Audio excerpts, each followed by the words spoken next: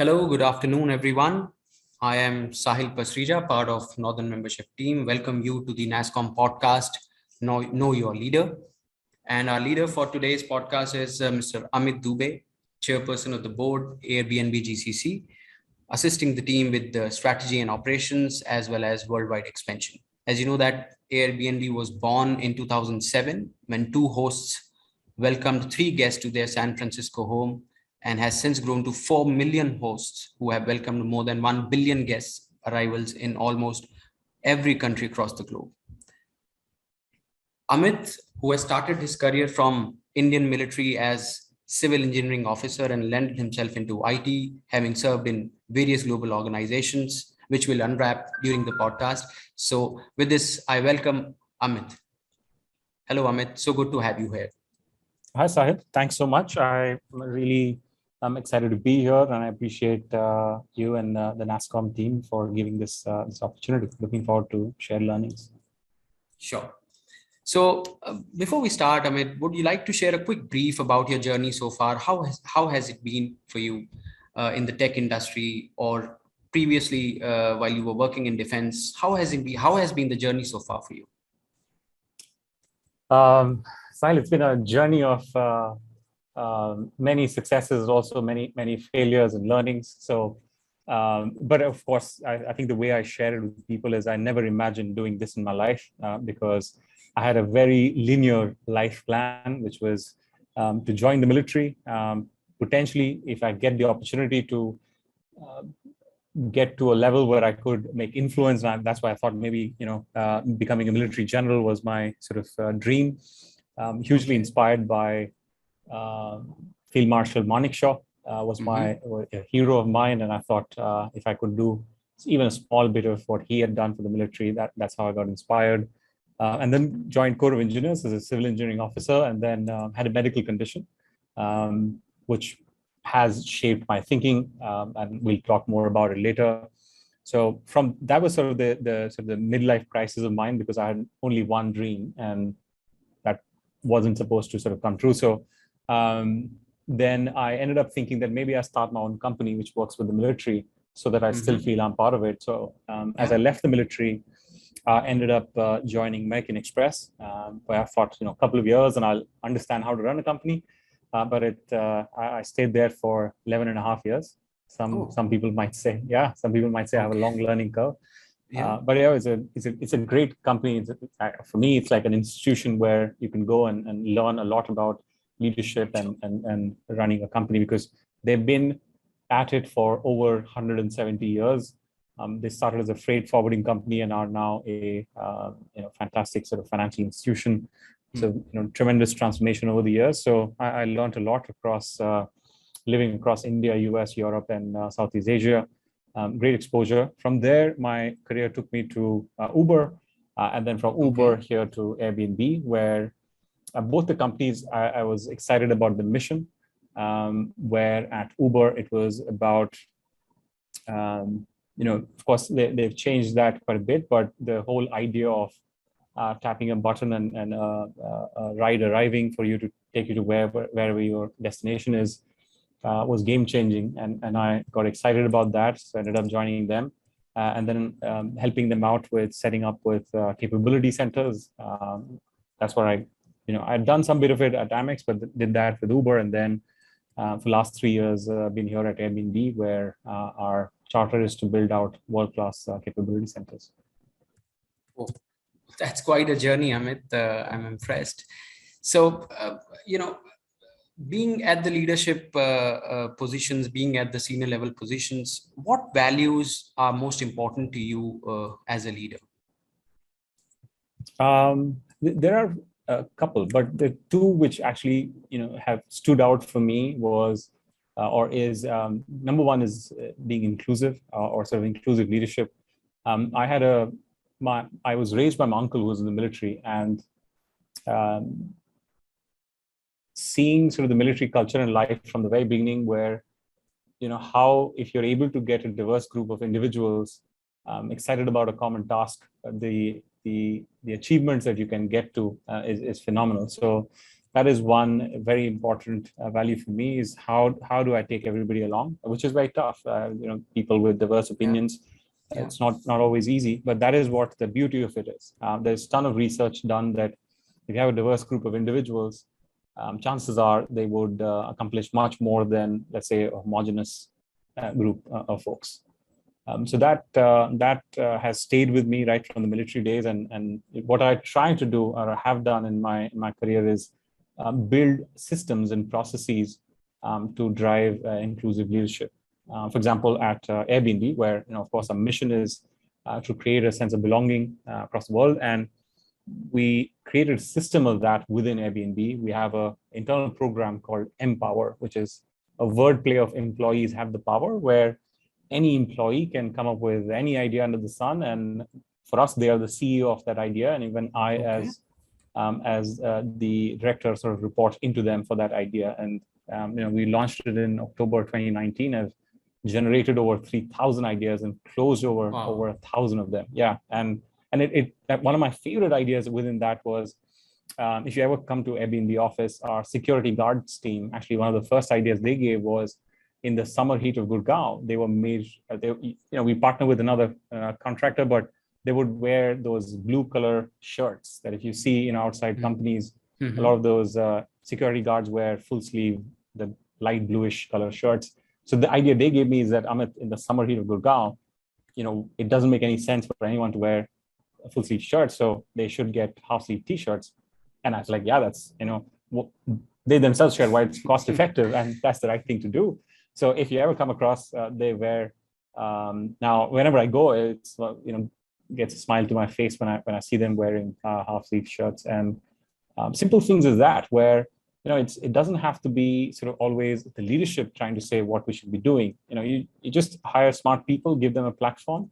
You'd be surprised the amount of innovation, the amount of value that you can generate out of it, which is a win-win for both for the employee and the company. Yeah. So that's and just quickly on the second one is actually one of my favorite leaders in the tech industry, Jeff Weiner, who was the CEO of LinkedIn. He talked about, which is if you have empathy, plus if you're doing something about it. So if you see something wrong, or if you see something where you can help, so empathy plus action is what he calls compassion. So compassion is something I regard as a value that I believe in as well, that anything that I care about, or if I have empathy towards, I'd like to take action for it, to be able to then truly come across as a compassionate person or individual. So yeah, those two stand out for now at this moment. Good. I think it's good to know. I mean, restricting it to the basics, it always works, and it has been working for you, I believe. Yeah, absolutely.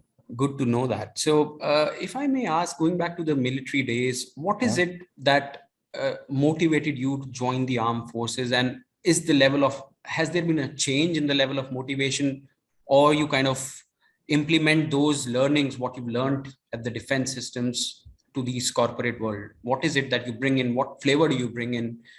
What change do you see? Or is there any change that you see? Great question. Military is my first love, so I always love talking about it. So, what really, of course, in the beginning, as I shared, I was raised by my uncle who was a soldier in the military. So in the initial days, it was about, of course, as a kid, as a young kid, I was heavily influenced by all the shiny stuff which a military officer you see as a kid. And in fact, I have a picture that I show to my sort of new hires when they join, where I'm probably 7 or 8 year old, and we're in a birthday party, and I'm, they're clicking pictures, and I'm saluting, and my mom has her hand on my shoulder. She was trying to push it down, because she was like, no, this is not a 26th January parade. Like, why are you saluting? But yeah, I was just very passionate about it. And that's what, that was my sort of single threaded sort of dream. And as I grew older, though, when I sort of started getting my teen, my uncle took me to his office, and I recall this, a colonel of his that I met. And, he asked I think a very, very intense question to me, where he said, well, son, I hear that you want to join the military. And I was like, yes, sir. And he's like, do you know it's a profession where you'll give everything and you'll not get anything in return? Okay. While it was a tough question for a kid, but Yeah. I reflected on it and I went back and I was like, okay, it's not always all the good things that I see that's there. It's a life of service and sacrifice in true sense. And so that no matter how cliched it sounds, that resonated with me, and I thought, that's probably a great way to spend your life, to sort of devote it to the service of your country or community. So that's what sort of inspired me to join the military, and of course was there for a few years, and yeah, it was all worth it. And if I maybe in the next life, if I get to do it again, I'll do it again. So yeah. And also the second part of your question of what did I learn? I've reflected on it, and many people have asked me this. But one thing I will say is that that if there was one thing that I could share with people, is sort of the it's in a sense of the benefit of compounding. And when I say that, what I mean is one of the things which military is known for is discipline. And a lot of times I've seen at least my sort of the civilian folks sort of look at discipline as a very boring thing, that you do the same thing again and again and again. And I think discipline is probably one of the most coolest things out there, because the returns that you get, and that's what, because discipline is doing the same thing again and again, and it compounds over a period of time. So, and you can apply that, as Warren Buffett's is living legend of what you can do with compounding. Says it's probably the eighth wonder in the world, and it can be applied to everything, like whether it's fitness, whether it is your relationships, or whether it's your career, and that is one area that I'd say which I'm hugely passionate about, is if you build discipline in your life, you will be really amazed by the again the impact of compounding, or the impact of discipline. So yeah, that's something that I've learned, and I at least try to follow it myself, even when I'm out of the military now, and I see great benefits coming out of it. No, I'm sure. Small, consistent efforts can always have huge impact. So discipline is always a key, and will always be a key.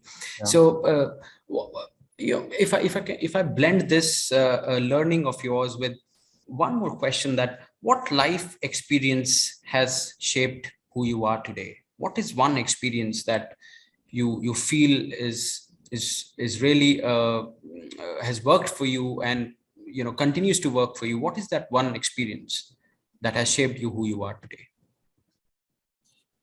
Yeah, again, a great question. And I do believe it is your experiences which do shape your thinking. So a great question there, Sahil. For me, probably one of the most defining, or at least in my brief life career, whatever, was my diagnosis of stage 4 leukemia. This was the reason why I got into a medical category and left the military. But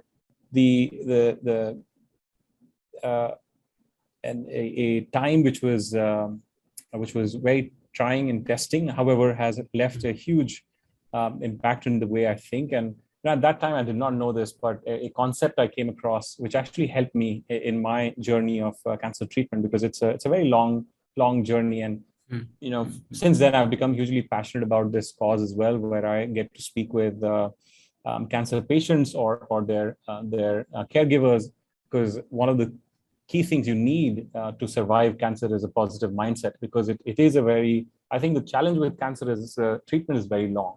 So hence it really tests you emotionally and mentally, and all dimensions are being tested. Of course, it's a very costly disease as well. So like the one thing you could do is to have a strong positive mindset. And one of the sort of concepts that I actually used to follow, and then I've heard that there's a whole mental model to it. It's called the Stockdale paradox, and basically you can read more about it, but in brief, James Stockdale was a US Navy pilot who was captured in Vietnam in the 60s as a prisoner of war. And when he was asked this question by Jim Collins, who's a great management writer, he asked him, like, who were the first ones to die in the POW camp? And he said, well, it was the optimists. And you'd be surprised that how could people who are optimists be the first ones to die in a POW camp? And he shared that actually because, people, those prisoners thought that US was the strongest military at that time, and we will be out of this camp by Thanksgiving or by the next Christmas or by the next Easter, and it would not happen, and their hearts would break. And that's where, so the Stockdale paradox is that when you're going through a difficult time, in the near term, you should be a hyper realist. So deal with your situation, what you're facing, and in the medium term to long term, you should be an optimist. So if you have that sort of, and that's why it's a paradox that in the near term you're a realist, and in the long term you're an optimist. In today's challenging times with COVID and whatnot that's happening across the world, that has at least even after my cancer journey or any other life challenges that I faced, I always reflect back on that time, and that is something that has really helped me, and that is something that I share with other cancer patients or their loved ones as well. So that's a sort of, I'd say, probably a very an experience which has shaped sort of my thinking. Thank you for sharing that, Amit. So coming back to the travel industry and the Airbnb operations, so how is the travel industry responded? What, according to you, has been the change? Or if I have to ask, what are the tech advancements which have happened back when it has taken a hit and travel was badly impacted? So what advancements have recently taken at Airbnb?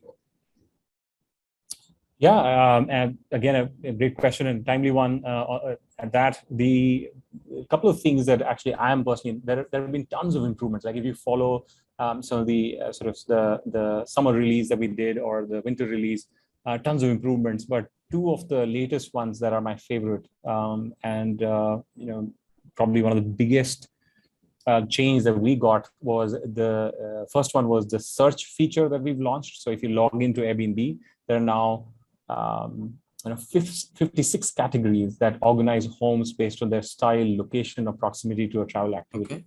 And why this is a massive change is because for the last 25 years, the travel search has been exactly the same. You enter a location, dates into a search box, and then you find sort of, you have to look for things that you need, and it's a ton of research you have to do to get to that. Me and my wife, and we are avid travelers, and we love to sort of do that. And when you work for a travel company, it's always fun, right? And then this new way to search that has been launched has been phenomenal. So like when I just recently traveled to Mauritius, we were able to sort of look for example, specifically looking for homes which are closer to the beach. It was like one click and you're able to get there and find things. So that is probably one of the coolest innovations that we've driven. And I think many people are really liking that, and I think that's been a phenomenal one. The second one, which again is when you're traveling, especially you look for is peace of mind that I'm sorted and my travel is going to happen, because that's the time you are looking for relaxing and not trying to deal with challenges that can come. And so we've launched this new plan called Air Cover. It's basically tons of benefits that if you're a guest, for example, you have a booking protection guarantee, you have a check-in guarantee, get what you booked, 24-hour safety line, etc. So features like this can sort of, in a way, give you a guarantee that you're going to get what you signed up for, and Airbnb is there to sort of have your back. So those two are probably phenomenal advancements that we've made, and we'll continue to do. That's been I think the amazing thing that has happened for the last couple of years, that we've sort of really gone down to see how we can continue to make tremendous improvements in the way people use Airbnb, and then our people are able to live and work anywhere leveraging our technology. That's good. That's good. So I'm sure that the technology is keeping us alive, right? So yeah. And I was reading that Airbnb has recently opened a tech hub also in Bangalore. Yeah. So if you could share some details, what is the vision of that tech hub? What is it that you are doing there? Yeah, it's been a exciting news for India, and we've gotten our esteemed colleague Ashish Singla, who'd be leading the tech hub for us, and it's a sort of dream come true for all of us who thought of extending the capabilities and building out the capability center for Airbnb. And one of the quotes that come to mind is what our head of hosting, Catherine Powell, she says that global people build global products. So very much the idea is that we want to leverage the amazing technology talent, product development talent that exists in India to build world-class product and continue to sort of ship that out, so the whole globe can really leverage that. And so yeah, that's truly the era that how can we leverage the amazing talent that exists in India to continue to build on this journey of providing value to our hosts and guests and to all the stakeholders that we serve. So yeah, it's going to be an exciting time, and we've already hired a few folks, and the charter looks amazing. So if anyone is wanting to come and work, especially like now, while we have two hubs in India, Gurgaon and Bangalore, as you would have seen that we've become a virtual first company. So you can actually live and work anywhere while you work for Airbnb. So while these are the hubs, and of course, we have some method around this and how the teams will gather together every quarter, etc. But you have the flexibility to actually live and work anywhere, including living on Airbnbs as you do that. Oh, that's exciting. That's exciting. Yeah. Amit, so you mentioned about hiring. So what are the top 3 values that you look out for while forming a team? Or if I ask top 2, or if you have more than 2, please feel free to share. Yeah, absolutely. So I would say foundational. So I wouldn't go too deep, but foundational is high integrity. Do what you say what you do. So that is, of course, a very important value that I'm sure every leader sort of looks for. So that is foundational. But beyond that, I think the way the world is evolving, and specifically, Airbnb is a functional org or a functional organization. So we truly look for leaders who are great collaborators.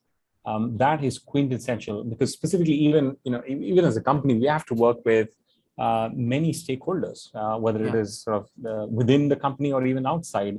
So we definitely look for people who've got this ability to collaborate with teams or stakeholders outside their core function. And that is critical. And I think specifically in today's day and age, looking at the complexity of the world or complexity of the way you do business, it is coming out as a key sort of skill/value that you believe in collaboration, you believe in getting people together to help solve problems. So that's first one. The second one, which is sort of a very much a sort of a Airbnb value as well, which is called being a serial entrepreneur.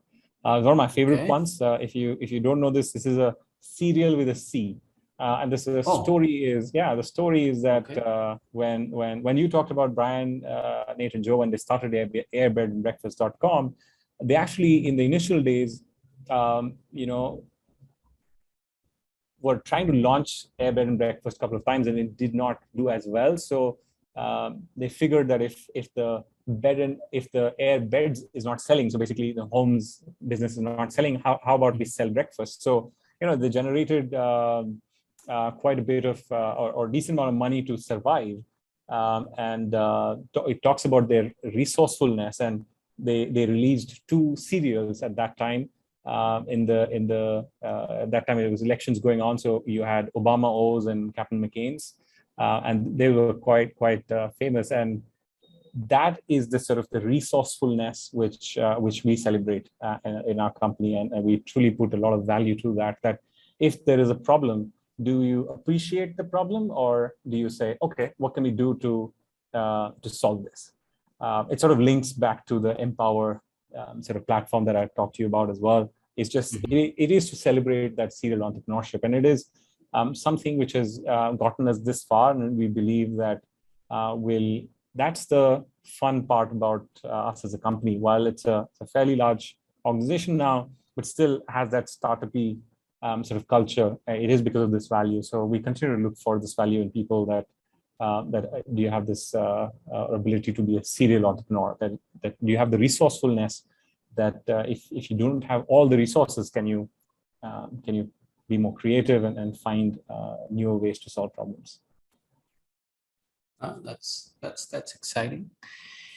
Yeah. So before we close, Amit, I would request you to share what is the one tip that you would want to share with our listeners when it comes to team handling? What is it, that one funda, one mantra that you have been exercising or implementing, or you would want to share? What is that one thing that people should keep in mind while handling a team? Yeah, so again, a great question, and I'm no expert, Sahil. In fact, in all of these things, my disclaimer is I'm still very much a student, the journey of leadership is long and arduous, and all of us are, I think, trying to do our best to learn and be better at it. There are a few things, but because you've asked for one, so I'll just say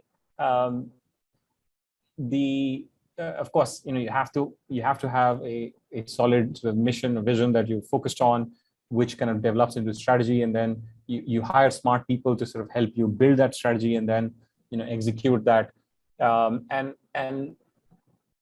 Something that has worked for me while I'm handling a team is again falls back to my sort of the value of being an inclusive leader. And again, being inclusive could come across as that, oh, you're wanting everyone's opinion, and that could slow you down. Why not just sort of continue to move forward if you know the right path? I still think it is extremely important to have a listen in, so that what each of your member or team member is thinking about and wanting to do, and you have to, as a leader, facilitate that. Ensure that you're able to get all the views, and then of course you have to kind of agree to a decision. And this is where probably an interlinked value of disagree and commit comes from Amazon, but I think heavily probably inclusive leadership, probably a combination of that is important, that you will have to in the end disagree and commit. Like, you'll have to agree with one decision which will have its pros and cons, but then every team member has to commit to that, saying, okay, this is one decision that we all are moving forward with. But the whole act of listening, creating a platform that and creating a sort of environment of psychological safety, that your employees or your team members are able to share their views, taking that along, putting that into perspective into the decision that you're taking, and then sort of sharing it back to the team. Yeah, that's a great advice, Amit. So thank you so much. Thank you so much for joining in today. It was an absolute pleasure talking to you. I wish you all the success, and for all our listeners, stay tuned for more such conversations. We have so much exciting stuff lined up. Thank you so much. Thanks, Amit, Sahil, for joining in. Yeah, absolutely. Thank you and NASSCOM team for such thoughtful questions. I did have to dig deep to sort of think through these questions, because they were really great. I wish you all the best, and this is an exciting platform, and I wish all the success to all the amazing other leaders who are probably going to be joining in. So looking forward to even listening to their wisdom as well. And again, sure. Thanks. Yeah. Thank you, Amit. Thank you so much.